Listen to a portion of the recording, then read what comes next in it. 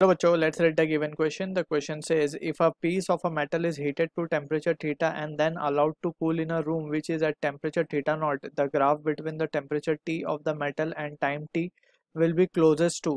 So हमें चार graph given है temperature versus time के, and we need to find which is the suitable graph for the given condition. So यहाँ पे we need to understand about Newton's law of cooling.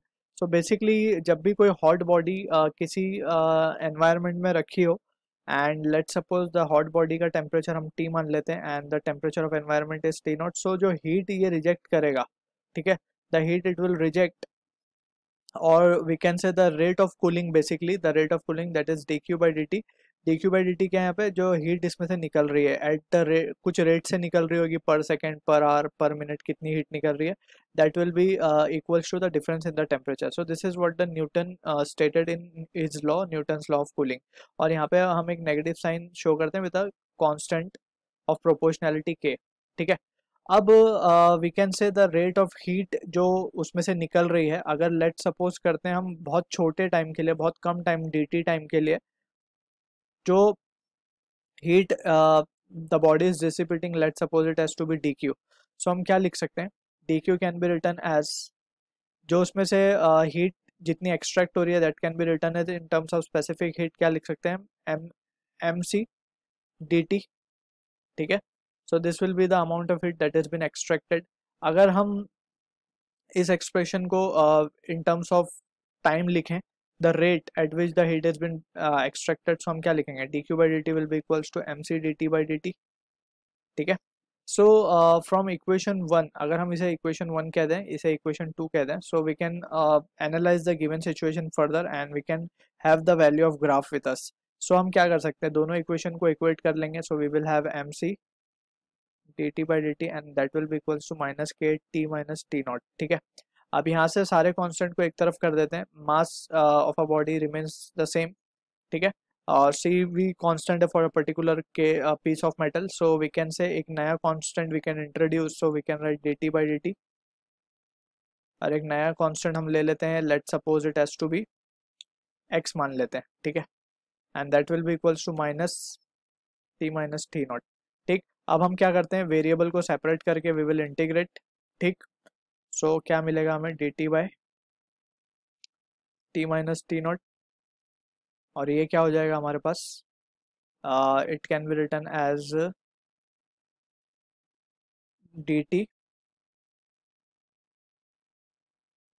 और let say हम ये जो constant है हम इसे ले लेते हैं k बाई एम सी, तो यहाँ पे कांस्टेंट हम डाल देते हैं, लेट सपोज x जो हमने यूज़ किया था वही डाल देता हूँ. सो x ये और विद अ नेगेटिव साइन. सो अब अगर हम इसे इंटीग्रेट कर दें, सो हमारे पास जो रिजल्ट आएगा that will be equals to log of t minus T naught and that will be equals to minus X T plus C, ठीक है. सो फ्रॉम दिस अब हम क्या कह सकते हैं, we are interested in getting the value of, हमने क्या किया उसे, is heated to a temperature theta, ठीक है, and then allowed to cool in a room which is at a temperature of theta naught.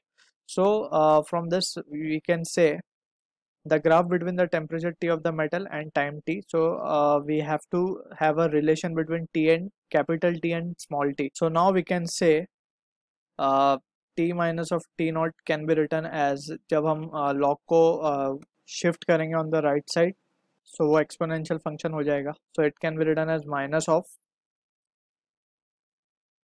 xt plus c, ठीक है. So this is what the graph we are getting. और अगर हम इसे ध्यान से देखें, सो t क्या हो जाएगा हमारे पास, t not plus E raise to minus X T. अब यहाँ पे जो t नॉट है basically it is been given as theta not, ठीक है. Temperature room which is at temperature, so room temperature हमारा बेसिकली हमने टी नॉट लिया था यहाँ पे, सो टी नॉट यहाँ पे हमें थीटा नॉट गिवन है. So we can say from this graph theta not plus of E raise to minus X T.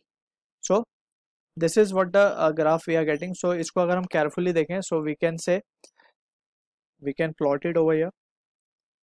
So let's say this is the temperature graph and this is the time graph. So यहाँ पे हम देख सकते हैं कि exponential curve आ रहा है, और ये curve कहाँ तक आ रहा है, जहाँ तक body cool हो रही है, ठीक है ना, और ये body का temperature है हमारा theta naught. So this is what the graph we will be getting. और अगर हम options को देखें, so we can say option C is the answer to the question. I hope you understood the solution. All the best.